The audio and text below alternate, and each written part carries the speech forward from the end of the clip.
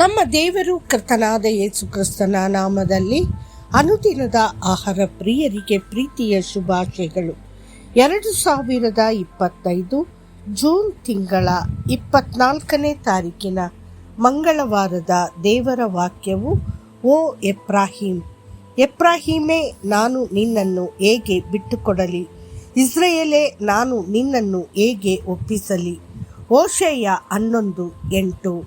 ಎಫ್ರಾಹಿಮ್ ಮತ್ತು ಇಸ್ರೇಲ್ ಬದಲಿಗೆ ನಿಮ್ಮ ಹೆಸರನ್ನು ಅಲ್ಲಿ ಕಲ್ಪಿಸಿಕೊಳ್ಳಿ. ಕರ್ತನು ನಿನ್ನನ್ನು ಪ್ರೀತಿಯಿಂದ ನೋಡುತ್ತಾ, ನನ್ನ ಮಗನೇ, ನನ್ನ ಮಗಳೇ, ನಾನು ನಿನ್ನನ್ನು ಹೇಗೆ ತ್ಯಜಿಸಲಿ? ನಿನ್ನ ನಿಮಿತ್ತ ನನ್ನ ಹೃದಯವು ನನ್ನೊಳಗೆ ಕುದಿಯುತ್ತಿದೆ ಎಂದು ಹೇಳುತ್ತಾನೆ. ನಮ್ಮ ದೇವರು ನಮ್ಮ ಮೇಲೆ ಎಷ್ಟು ಅಪಾರವಾದ ಪ್ರೀತಿಯನ್ನು ಹೊಂದಿದ್ದಾನೆ. ಎಫ್ರಾಹಿಮ್ ಯೋಸೇಫನ ಎರಡನೆಯ ಮಗ. ಯಾಕೋಬನು ಯೋಸೇಫನ ಮಕ್ಕಳನ್ನು ಆಶೀರ್ವದಿಸಿದಾಗ ಅವನು ಕಿರಿಯ ಎಫ್ರಾಹಿಮ್ಗೆ ಹೆಚ್ಚಿನ ಆಶೀರ್ವಾದವನ್ನು ಕೊಟ್ಟನು. ನಂತರ ವಾಗ್ದಾತ್ತ ದೇಶದ ವಿಭಜನೆಯ ಸಮಯದಲ್ಲಿ ಎಫ್ರಾಹಿಮ್ ಕುಲಕ್ಕೆ ಒಂದು ವಿಶಿಷ್ಟ ಭಾಗವನ್ನು ಹಂಚಲಾಯಿತು. ಯಾರೊಬ್ಬಾಮನ ಆಳ್ವಿಕೆಯ ನಂತರ ಎಫ್ರಾಹಿಮ್ ಕುಲವು ಮೂಲಭೂತವಾಗಿ ಇಸ್ರೇಲ್ನ ಉತ್ತರ ರಾಜ್ಯದ ಶಕ್ತಿ ಮತ್ತು ಗುರುತಾಯಿತು. ದೇವರು ಎಫ್ರಾಹಿಮನನ್ನು ಏಕೆ ಅಷ್ಟು ಆಳವಾಗಿ ಪ್ರೀತಿಸಿದನು? ಏಕೆಂದರೆ ಅವನು ಎಫ್ರಾಹಿಮನನ್ನು ನೋಡಿದಾಗಲೆಲ್ಲ ಅವನು ಯೋಸೇಫನ ಕಷ್ಟಗಳನ್ನು ನೆನಪಿಸಿಕೊಂಡನು. ಅವನನ್ನು ಹೇಗೆ ಗುಂಡಿಗೆ ಎಸೆಯಲಾಯಿತು, ಐಗುಪ್ತದಲ್ಲಿ ಗುಲಾಮನಾಗಿ ಮಾರಲಾಯಿತು, ಪೋಟಿಫರನ ಮನೆಯಲ್ಲಿ ಸುಳ್ಳು ಆರೋಪ ಹೊರಿಸಲಾಯಿತು ಮತ್ತು ಅನ್ಯಾಯವಾಗಿ ಸೆರೆಮನೆಯಲ್ಲಿ ಇಡಲಾಯಿತು. ಕರ್ತನು ಇದನ್ನೆಲ್ಲ ನೋಡಿದನು.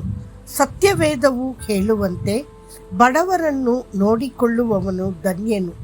ಕೀರ್ತನೆ 41:1.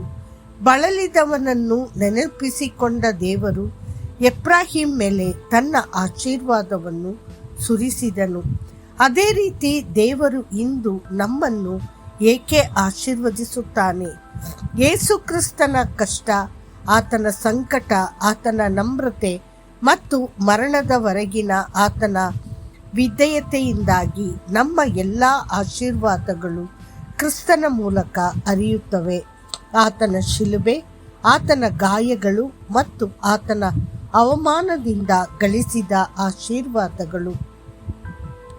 ಯೇಸು ಎಷ್ಟು ಅವಮಾನಿತನಾದನೆಂದು ಯೋಚಿಸಿ. ಆತನನ್ನು ಅಪರಾಧಿಗಳಲ್ಲಿ ಒಬ್ಬನೆಂದು ಎಣಿಸಲಾಯಿತು. ವಧೆಗೆ ಕರೆದೊಯ್ಯಲ್ಪಟ್ಟ ಮೂಕ ಕುರಿಮರಿಯಂತೆ ಅವನು ಅದನ್ನೆಲ್ಲ ಹೊತ್ತುಕೊಂಡನು. ಮಗನ ನೋವನ್ನು ನೋಡಿ ತಂದೆಯ ಹೃದಯ ಕರಗುತ್ತದೆ. ದೇವರು ಎಂದಿಗೂ ನೊಂದವರ ಮಕ್ಕಳನ್ನು ಮರೆಯುವುದಿಲ್ಲ. ನೀವು ದೀನರಾಗಿದ್ದೀರಾ, ಶತ್ರುಗಳಿಂದ ತೊಂದರೆಗೊಳಗಾಗಿದ್ದೀರಾ, ಎಲ್ಲ ಕಡೆಯಿಂದ ನಿಂದೆ ಮತ್ತು ಅವಮಾನದಿಂದ ಸುತ್ತುವರೆದಿದ್ದೀರಾ. ಹಾಗಾದರೆ ಧೈರ್ಯದಿಂದಿರಿ. ಕರ್ತನು ನಿಮ್ಮನ್ನು ಸಾಂತ್ವನಗೊಳಿಸಲು ಮತ್ತು ಬಲಪಡಿಸಲು ಬರುತ್ತಿದ್ದಾನೆ. ಅವನು ನಿಮ್ಮನ್ನು ಹೇಗೆ ಮರೆಯಲು ಸಾಧ್ಯ? ಅವನು ನಿಮ್ಮನ್ನು ಹೇಗೆ ತ್ಯಜಿಸಲು ಸಾಧ್ಯ? ದೇವರ ಪ್ರಿಯ ಮಕ್ಕಳೇ, ಪ್ರತಿಯೊಂದು ದಿನ ಕ್ಷಣದಲ್ಲೂ ಕರ್ತನು ನಿಮ್ಮ ಪರವಾಗಿದ್ದಾನೆ ಎಂಬುದನ್ನು ಎಂದಿಗೂ ಮರೆಯಬೇಡಿ. ಆತನ ಪ್ರೀತಿಯ ಕೈಗಳು ನಿಮ್ಮ ಕಷ್ಟಗಳನ್ನು ಹೇರಾಳವಾಗಿ ಪರಿವರ್ತಿಸುತ್ತವೆ ಮತ್ತು ನಿಮ್ಮನ್ನು ಆಶೀರ್ವಾದವನ್ನಾಗಿ ಮಾಡುತ್ತವೆ. ಬಲಶಾಲಿಯಾಗಿ ಮತ್ತು ಧೈರ್ಯಶಾಲಿಯಾಗಿರಿ.